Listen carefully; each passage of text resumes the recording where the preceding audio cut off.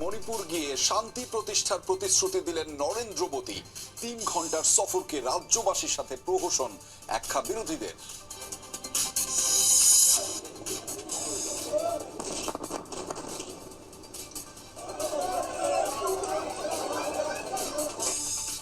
গাজা সিটিতে ইসরায়েলি আগ্রাসন বাড়ছেই। হামাস নেতাদের হত্যায় মিশরে হামলা হলে তেল আবিবকে ভয়াবহ পরিণতির হুঁশিয়ারি কায়রোর।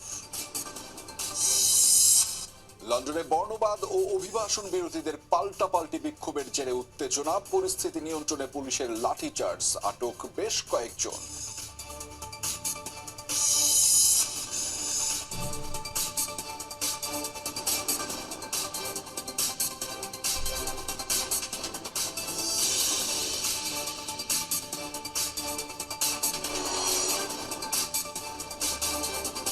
দর্শক, এতক্ষণ শিরোনাম দেখছিলেন, আপনাদের সাথে আছি আমি আহমেদ রেজা। এবার জানাচ্ছি বিস্তারিত।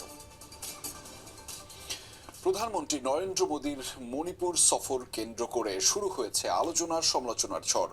জাতিগত সংঘাত শুরুর 2 বছরেরও বেশি সময় পর রাজ্যটি সফর করায় বিরোধীরা তোপ দাগছেন। সহিংসতা বন্ধে নির্দিষ্ট কোনো রোডম্যাপ ঘোষণা না করায় স্থানীয় রাজনীতিবিদরাও মোদীর সমালোচনা করছেন। এদিকে শনিবার 3 ঘন্টার সফরে মণিপুরের চূড়াচাঁদপুর ও ইম্ফলে দেয়া ভাষণে অঞ্চলটিতে শান্তি ফেরানোর প্রতিশ্রুতি দিয়েছেন ভারতের প্রধানমন্ত্রী।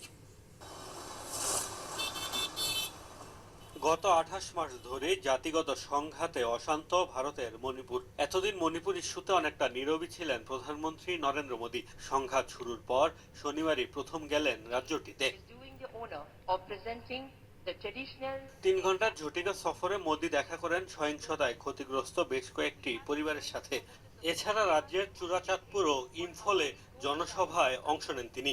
এ সময় জাতিগত সহিংসতাকে দুর্ভাগ্যজনক আখ্যা দিয়ে মণিপুরে শান্তি ফেরানোর প্রতিশ্রুতি দেন ভারতের প্রধানমন্ত্রী। মণিপুরে যে কোনো সহিংসতা দুর্ভাগ্যজনক। এই সহিংসতা আমাদের পূর্বপুরুষ ও ভবিষ্যৎ প্রজন্মের জন্য বিরাট অবিচার। মণিপুরকে শান্তি ও উন্নয়নের পথে এগিয়ে নিতে আমাদের ঐক্যবদ্ধ হতে হবে।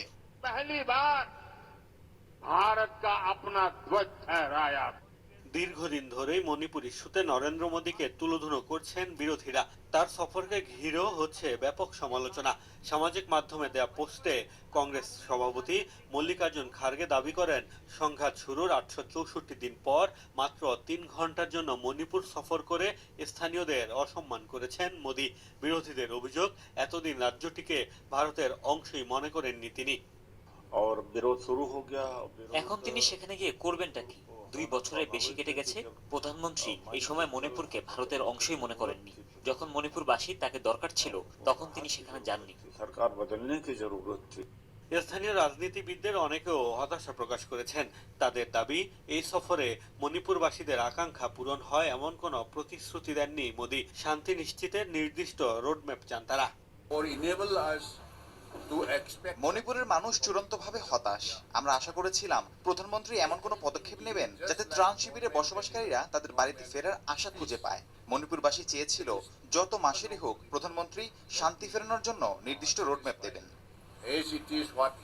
মণিপুর সফরে বেশ কয়েকটি উন্নয়ন প্রকল্পের ঘোষণা দিয়েছেন ভারতের প্রধানমন্ত্রী।